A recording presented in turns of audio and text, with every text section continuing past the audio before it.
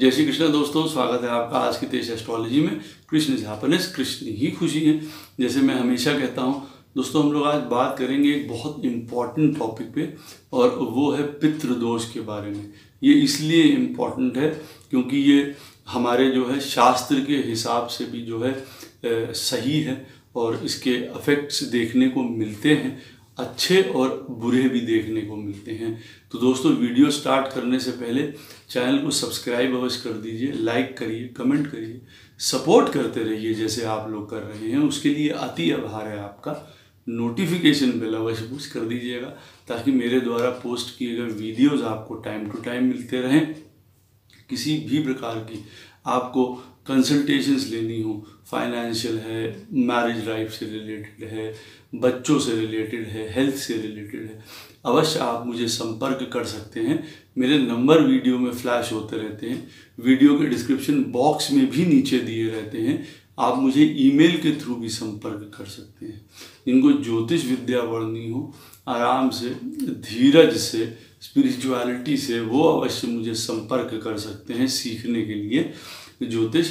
मेरे इन्हीं नंबरों पे और ईमेल के थ्रू भी कोर्स के बारे में जानने के लिए और फीस के बारे में जानने के लिए।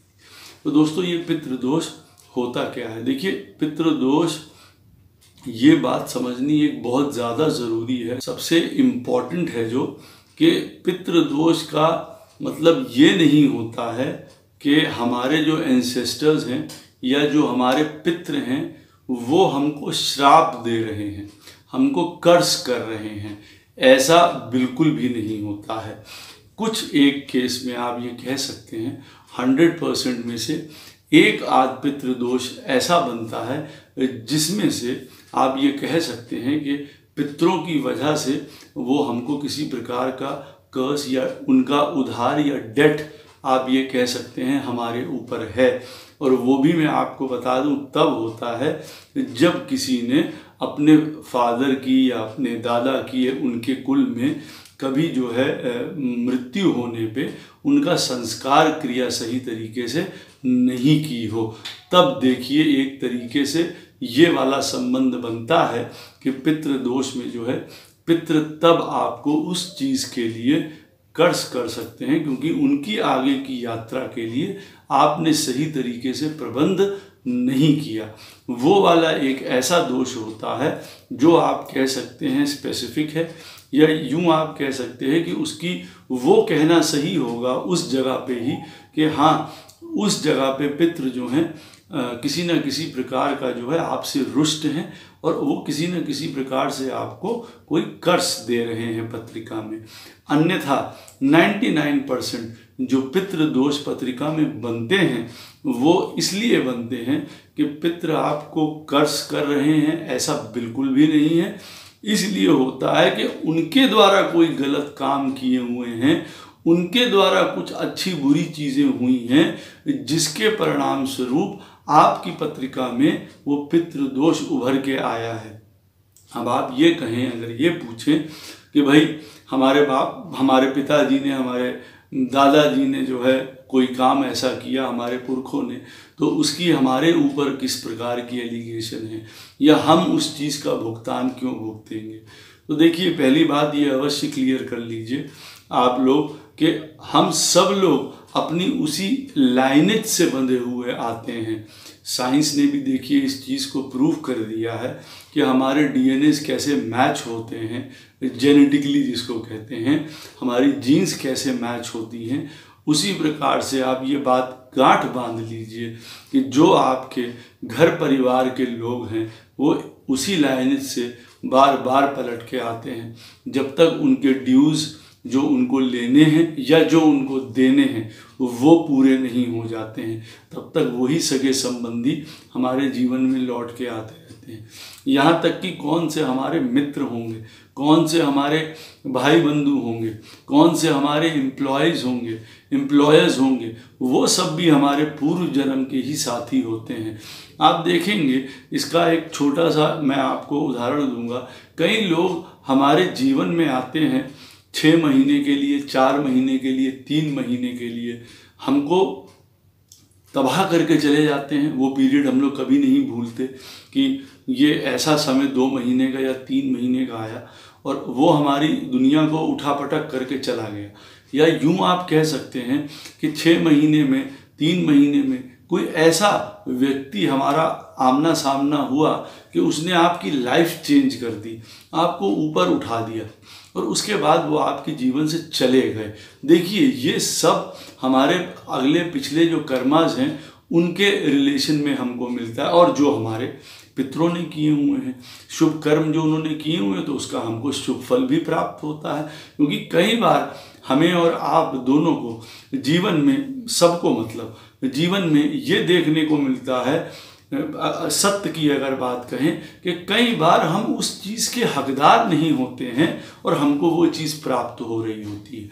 हम एलिजिबल नहीं होते हैं अंदर से, लेकिन फिर भी हमको वो सुख सुविधाएं प्राप्त हो रही होती हैं, क्योंकि वो हमारे अपने पितरों के कर्मों के द्वारा हैं। इसमें अभी जाने से पहले आपको एक और छोटी सी बात बताऊंगा कि देखिए, जब गंगा जी इस धरती पे आई हैं, सब लोग ये जानते हैं, जो भागीरथ जी हैं उनके प्रयास से गंगा जी धरती पे आई हैं स्वर्ग से। बहुत उत्तम बात है, उन्होंने अपने कुल का जो है तार दिया और जो उनके ऊपर कर्ज थी वो उन्होंने दूर करी। जो ऋषि को उन्होंने, ऋषियों द्वारा जो उनको जो है श्राप मिला था उनके कुल को, लेकिन उन्होंने जो है, भागीरथ जी ने जो है वो ब्रह्मा जी से पूछा, जब उनको वरदान जो है प्राप्त हुआ कि गंगा जी अवश्य धरती पे आएंगी, लेकिन उन्होंने ये पूछा कि भाई मुझसे पहले भी जो है प्रभु अंशुमान हैं, दिलीप हैं, उन्होंने भी तपस्या करी, लेकिन आपने मेरी ही बात क्यों सुनी, उनकी बात क्यों नहीं सुनी, उनके वरदान, उनकी तपस्या पे आप क्यों नहीं आए? तो उन्होंने उनको यही जवाब दिया, तपस्या उन्होंने भी करी, 90% मेहनत उन्होंने करी है, जो कर्ज थी या जो श्राप था उन्होंने आपके जीवन में, आपके कुल के लिए वो बहुत कम कर दिया, अपना रोल प्ले कर गए, वो सारा जीवन तपस्या में बिता गए इस चीज़ के लिए, और आपके लिए 10% कार्यभार सौंप गए, जो आपने किया और आपको फल प्राप्त हो गया, गंगा जी धरती पे आ गई। लेकिन पीछे से उनकी तपस्या आप कम ना आंकिएगा, क्योंकि उन्हीं की वजह से आप यहाँ तक पहुँच पाए हैं। कहने का अर्थ देखिए इसमें क्या है कि जो हमारे जीवन में पुण्य कर्म होते हैं या हमारे एंसेस्टर्स के, पुरखों के जो कुछ बुरे कर्म होते हैं, वो कई पीढ़ियों तक देखिए कभी कभी उतारने पड़ जाते हैं, और कभी कभी जब वो उतरते हैं तो फिर आगे देखिए उसी कुल में राजा राम का जन्म होता है, हरि जन्म लेते हैं। तो कहने का अर्थ ये है, जो ये कर्सेस होती हैं, जो ये श्राप होते हैं, और जो खासकर जो ये पितृ श्राप हैं, वो बहुत पीढ़ियों तक चल सकते हैं, 2-3 पीढ़ियों तक चल सकते हैं, और फिर उसका एक पीढ़ी जो है उसको खपाने में लग जाती है, उसके इफेक्ट झेलने में, और उसके बाद भी अच्छे कर्म करते रहना पड़ता है। इसमें ये भी पॉइंट होता है कि गुड कर्मास कितने आप करिए, फिर अगले पीढ़ी को भी शायद वो चीज़ उठानी पड़े, और फिर कहीं जाके तीसरी पीढ़ी में ये चीज़ों में शांति प्राप्त होती है। तो हम लोग देखिए यहाँ पे बात करेंगे पितृदोष वाली, जो है एक श्रृंखला मैं बनाऊंगा, उसमें ये बताऊंगा आपको कि हर ग्रह से जो है पितृदोष जो है उत्पन्न हो सकता है। जीवन में ये जान लेना भी आप लोगों के लिए बहुत ज़्यादा ज़रूरी है।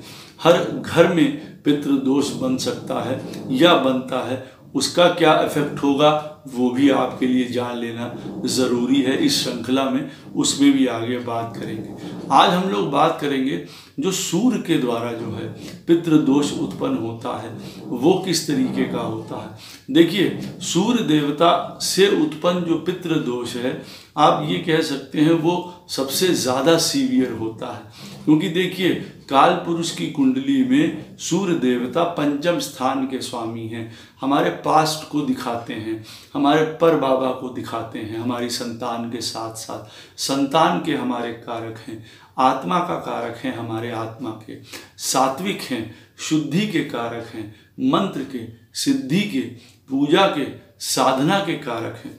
आप ये कह सकते हैं हमारे सबके आत्मा कारक है, नेचुरल आत्मा कारक है। जो कोई जन्म लेता है उनकी पत्रिका में इस जन्म के अनुसार कोई भी आत्मा कारक हो सकता है, लेकिन सबके लिए आत्मा कारक एक ही होते हैं जनरल अगर आप देखें, और वो है सूर्य। तो हमारे वो अगले पिछले जन्मों के साक्ष्य लेके आगे बढ़ रहे होते हैं। अब जब ये राहु केतु शनि से ग्रसित होते हैं तब समझ लीजिए पितृदोष आपकी पत्रिका में प्रभावी हो जाता है। 9th हाउस इसके साथ साथ पत्रिका में या 9th हाउस का लॉर्ड इसको और सीवियर बनाता है और तेज बनाता है। क्यों? क्योंकि वो पितृ स्थान है, वो पिता का स्थान है। तो 9th हाउस का लॉर्ड और सूर्य पत्रिका में किसी के भी अगर राहु केतु शनि किसी से भी अगर ग्रसित होंगे तो आप ये याद रखिएगा पितृदोष भारी बन के उभर के आता है। उसका खमियाजा अलग अलग पत्रिकाओं में अलग अलग रूप में देखने को देखिए मिल सकता है। उदाहरण के तौर पे आप देख लीजिए कि अगर हम लोग मिथुन लग्न की बात करते हैं, अब यहाँ पे अगर सूर्य और शनि साथ में बैठे हुए हैं, मान लीजिए 7वें स्थान पे, 7वां स्थान जो है धनु राशि का है, 7वां स्थान जो है विवाह का होता है, लाइफ पार्टनर का होता है। सूर्य और शनि की युति आपस में वैसे ही कठिन है, कलहकारी है, पास्ट लाइफ के ड्यूज बताती है। और अब जब यहाँ पे शनि देखिए 9th हाउस के प्लैनेट भी हो गए, सूर्य यहाँ पे अपने में मैलेफिक प्लैनेट है क्योंकि तीसरे स्थान का स्वामी बनता है। तो आप ये मान के चलिए कि अब यहाँ पे जो पितृ दोष है वो बहुत ज़्यादा सीवियर होने वाला है। साथ में अगर यहाँ पे मंगल देख लेता है इस युति को, यहाँ पे बैठे हुए राहु केतु देख लेते हैं या कहिए साथ में बैठे हों, तो आप समझ सकते हैं पितृ दोष कितने हैवी लेवल का हो जाता है। विवाह, शादी, परेशानी, ना होना विवाह हो के छूट जाना, ये सारी चीज़ें प्रॉब्लम आपको झेलनी पड़ सकती हैं पितृदोष की वजह से। यहाँ पे आप देखेंगे कि 9th हाउस का प्लैनेट भी इन्वॉल्व हो गया, सूर्य भी इन्वॉल्व हो गए, राहु केतु देख रहे हैं या मंगल देख रहा है, वो भी इन्वॉल्व हो गए। अब आप इससे समझ सकते हैं कि कितनी ज़्यादा सीवियर रूप से जो है ये पितृदोष उभर के आ रहा है। अब इसमें आप अगर ये भी जोड़ दें कि यहाँ पे अब 5म स्थान का स्वामी भी बैठ गया, मान लीजिए शुक्र भी बैठ गया, अब समझ लीजिए आप ये एक परफेक्ट एग्जाम्पल हो गया कि विवाह होगा नहीं, होगा तो प्रॉब्लम होगी, छूट जाएगा, लड़ाई झगड़े होंगे, सेपरेशन होगी, मृत्यु तक हो सकती है पार्टनर्स की। साथ में आप संतान भी चपेट पे आ गई क्योंकि 5th हाउस देखिए संतान से संबंधित है। सूर्य काल पुरुष की कुंडली में वैसे भी 5म स्थान का स्वामी है। अब मान लीजिए वो भी यहाँ पे जो है खुद मेलेफिक प्लैनेट बन के शनि के साथ बैठा हुआ है। शुक्र जो संतान का स्वामी है वो भी यहाँ पे आके इन लोगों के बीच में एक तरीके से पिस गया है। तो आप मान के चलिए ये पितृदोष का लेवल बहुत ज़्यादा बढ़ जाएगा। अब मैं आपको एक दूसरी बात बताने जा रहा हूँ जो सबसे इम्पॉर्टेंट है। यहाँ ये देखने की बात है कि किस एंगल पे बात हो रही है। अब मान लीजिए कि मकर लगन की किसी की पत्रिका है, अब वहाँ पे सूर्य 8म स्थान के स्वामी होते हैं, वो मेलेफिक हो गए। अब मान लीजिए इस सूर्य के ऊपर राहु और केतु और मंगल और शनि इनका प्रभाव है, भीषण रूप से पितृदोष उभर के आता है। अब मान लीजिए मकर लगन की ही पत्रिका है जैसे, और अब सूर्य जो हैं बुध के साथ बैठे हुए हैं जो 9th हाउस के प्लैनेट है यहाँ पे मकर लगन वालों के लिए। अब वो मान लीजिए कि 6ठे में बैठे हुए हैं या 12वें में बैठे हुए हैं। अब ऐसी स्थिति में भी पितृदोष बन के आएगा। आप ये मत सोचिए कि यहाँ राहु केतु नहीं है, यहाँ पे शनि नहीं देख रहे हैं, यहाँ मंगल नहीं देख रहा या साथ में नहीं बैठे हैं, तो ये किस तरीके का पितृदोष हुआ। ये सूर्य खुद पितृदोष यहाँ पे उत्पन्न कर रहे हैं क्योंकि वो 8th हाउस के लॉर्ड होके मेलेफिक हैं, बुरे प्लैनेट की संज्ञा में खुद बन के आ रहे हैं। पितरों ने किसी प्रकार का आप ये कह सकते हैं कुछ बैड किया है उनके अपने जन्म में, तो यहाँ पे इस तरीके की जो पॉइंट बन के आ रही है, क्यों? क्योंकि उसका रिजल्ट क्यों आ रहा है अब? क्योंकि हर मकर लगन वालों के साथ ऐसा नहीं हो सकता है। अब मकर लगन वालों के साथ, उनके साथ जिनके साथ बुध बैठा हुआ है सूर्य के, अमूमन सबके साथ बैठा होता है, लेकिन अब वो 12वें बैठा हो, 8वें बैठा हो या छठे स्थान पे बैठा हो, तब सीवियरिटी ज़्यादा देखिए यहाँ पे निकल के आएगी। तुला राशि में बैठा हो अगर मकर लगन वालों के लिए, तब सीवियरिटी ज़्यादा निकल के आएगी उस चीज़ की, जो दोष की। तो देखिए, एक आपको ये देखना है पत्रिका में कि सूर्य जो है जब दूषित होता है शनि, राहु, केतु, मंगल से, 9th हाउस का प्लैनेट भी अवश्य ही पत्रिका में दूषित होना चाहिए पितृदोष के लिए। 9th हाउस या 9th हाउस का लॉर्ड इस तरीके से बैठा होगा। फिर अलग अलग कॉम्बिनेशंस हैं। देखिए, मीन लगन की पत्रिका ले लीजिए उदाहरण के तौर पे। अब मीन लगन की पत्रिका में भी जो सूर्य है वो छठे स्थान का स्वामी है। अब वो दूसरे स्थान पे बैठा हुआ है। मीन लगन में दूसरे स्थान में सूर्य उच्च के हो जाएंगे, लेकिन वहाँ मंगल बैठा हुआ है साथ में, जो 9th हाउस का प्लैनेट है। क्या यहाँ पे पितृदोष बन सकता है? अवश्य बन सकता है। पिताजी की वजह से कई प्रकार की प्रॉब्लम्स हो सकती हैं आपको। वो हो सकता है बहुत गुस्सेबाज हों, आपको उनके ऊपर देखभाल के लिए बहुत पैसा खर्चा करना पड़े, काफ़ी उनकी प्रॉब्लम्स जीवन में झेलनी पड़े, कभी कभार बड़ी बीमारियां झेलनी पड़े उनको लेके। ये सारी चीज़ें भी देखिए बन के आती हैं। और इसके बाद अगर राहु, केतु या शनि का इसमें सामंजस्य हो जाता है या वो देख लेते हैं, तब इसकी जो इंटेंसिटी है वो बढ़ जाएगी। ये भी याद रखना है, सूर्य अगर पत्रिका में खुद एक मेलेफिक प्लैनेट है, खुद अगर बुरा रोल प्ले कर रहा है, तो वो खुद भी पितृदोष देने में सक्षम है किसी भी प्लैनेट के साथ। अब एक सिंह लगन का उदाहरण आप ले लीजिए। अब सूर्य जो है, मान लीजिए मार्स के साथ, वो भी 9th हाउस का प्लैनेट है, और सूर्य लगन के लिए, जो सिंह लगन के लिए जो है, सूर्य जो है वो बेनिफिक प्लैनेट है, लगन के स्वामी है। अब वो 9th हाउस के प्लैनेट के साथ मंगल के साथ बैठे हुए हैं, एक राजयोग भी बनता है, छठे स्थान पे जाके बैठ गए हैं, जो कुंभ राशि है। अब क्या यहाँ पे पितृदोष से संबंधित कोई चीज़ बन सकती है? अवश्य बन सकती है। क्यों? क्योंकि देखिए, ये स्थान जो है छठा है, और यहाँ पे पिता के द्वारा आप मान लीजिए उनकी बीमारी पे पैसा खर्चा करना, कई बार उनके ऊपर कई प्रकार से उनके कर्जे निपटाना, इस तरीके से भी चीज़ें आपके साथ जीवन में हो सकती हैं। क्योंकि 9th हाउस का प्लैनेट भी 6th हाउस में चला गया, लगन लॉर्ड के साथ जो सूर्य है वो यहाँ पे बैठ गया। ये भी एक तरीके का पितृदोष आपको बताता है। अवश्य ऐसी सिचुएशंस में भी राहु, केतु, शनि इन्वॉल्व हो जाते हैं, ज़्यादा बुरी हालत हो जाती है। अब ऐसे ही केस में अगर शनि भी इन्वॉल्व हो जाता है कि सूर्य, मंगल और शनि बैठे हुए हैं, सीवियर रूप से पितृदोष निकल के आता है, उभर के आता है। तो मैं आपको ये बताने की कोशिश कर रहा हूँ कि सूर्य के साथ राहु और केतु की युति अवश्य पितृदोष देती है, शनि की युति अवश्य देती है। अलग अलग घरों में उसके अलग अलग रिजल्ट्स भी बहुत खराब या अच्छे आते हुए देखे जाते हैं।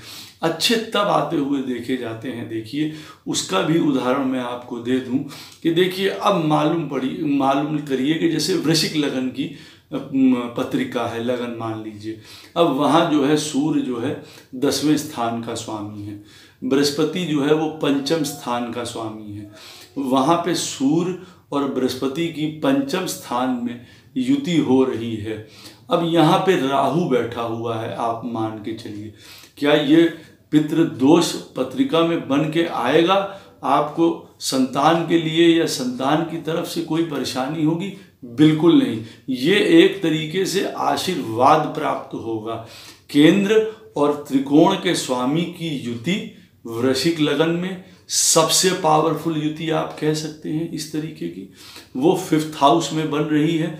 राहु उस डिक्टम के हिसाब से भी कि जब वो केंद्र या त्रिकोण के स्वामी के साथ ऐसी स्थिति में बैठता है तो वो खुद राजयोगकारी परिणाम देगा। तो संतान की ओर से आपको शुभ फल प्राप्त होंगे, ना कि खराब फल प्राप्त होंगे। यहाँ पे शुभ फल मिल रहे हैं आपको, अपने पितरों के द्वारा ब्लेसिंग्स मिल रही हैं, अच्छी संतान हो रही है, वो लोग अच्छा कर रहे हैं, पढ़ाई लिखाई में बहुत अच्छे हैं, माइंड उनका बहुत अच्छा है, धार्मिक है, सात्विक है, यहाँ शुभ चीज़ें बन रही हैं। हमेशा पितृदोष खराब रहेगा आपकी पत्रिका में, ऐसा बिल्कुल नहीं है।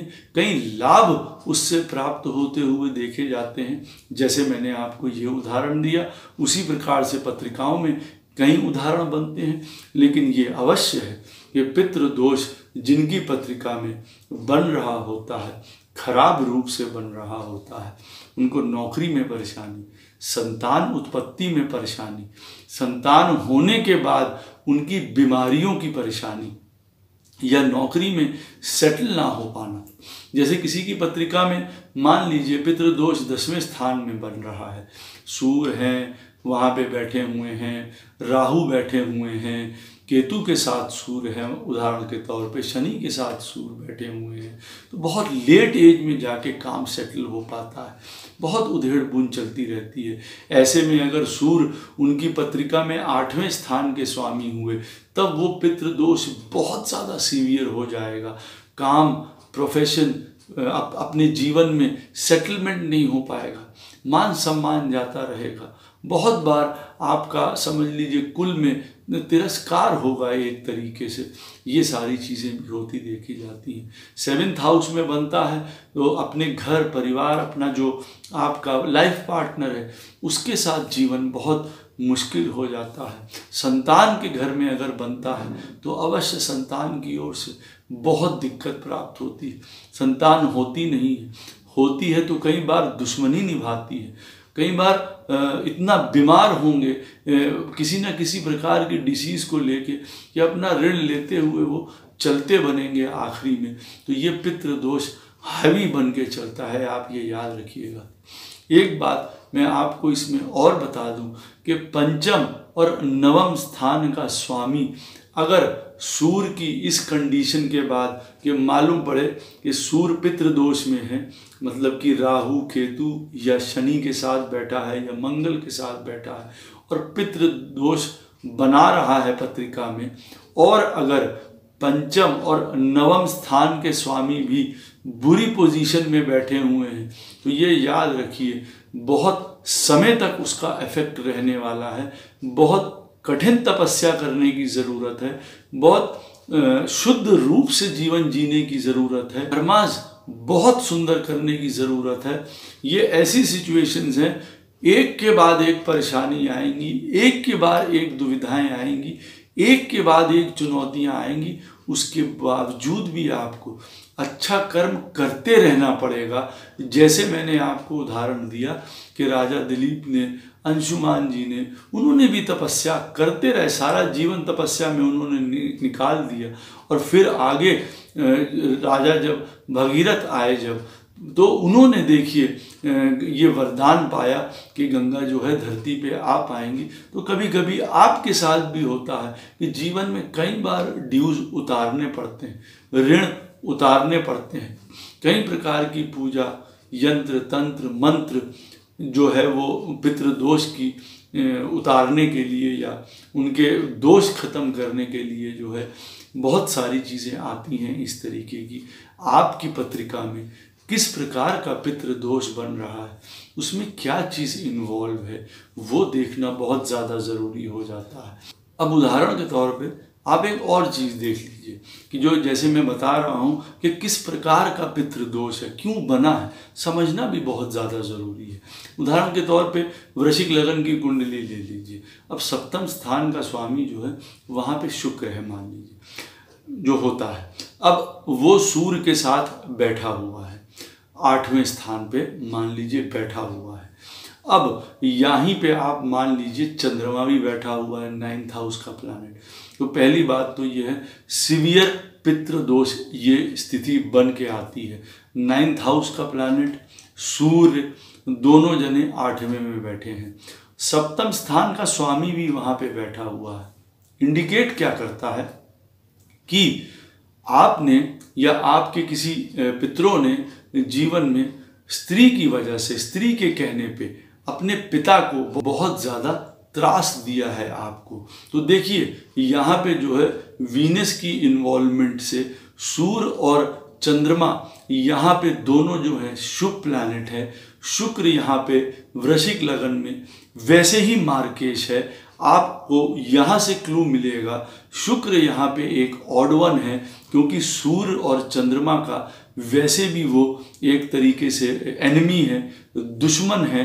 अब आप समझ सकते हैं कि पितृ दोष जो पुराने समय से चला आ रहा है वो किसकी वजह से हुआ होगा। स्त्री के कहने पे आपके कुल खानदान में किसी ने अपने पिताजी के साथ बड़ा भारी दुर्व्यवहार किया होगा, तो आज उनकी वजह से आपको ये चीज़ देखनी पड़ रही है। और इस पे अगर अब राहु केतु की दृष्टि पड़ जाए, शनि की दृष्टि पड़ जाए, तो आप सोच लीजिए वो चीज़ और एग्रीवेट हो जाती है।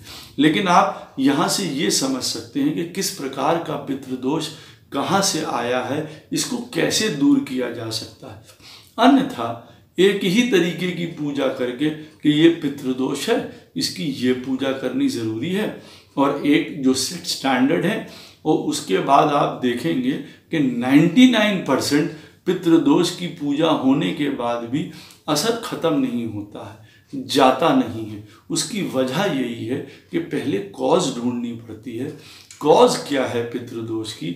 हमारे पितरों के द्वारा इस तरीके से कौन सा कर्म हुआ है जो हमारे अपने कुल खानदान में कष्ट चलता चला आ रहा है। हमको क्या करना चाहिए जो हम उस चीज़ को दूर कर पाएँ।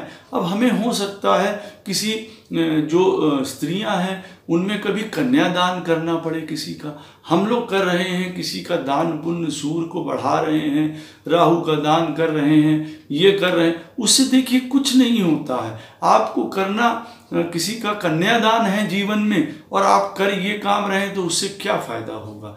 आपको मालूम पड़े किसी प्रकार का विद्या किसी को दान करनी है, आपको किसी के स्पॉन्सर करना है जीवन में पढ़ाई को, और आप कर रहे हैं दूसरे कर्म पितृ दोष को दूर करने के लिए एक जो जनरल रेमेडीज़ हैं, वो कैसे दूर होगा? वो बिल्कुल नहीं दूर होगा, वो चलता चला जाएगा, वो पीड़ा चलती चली जाएगी।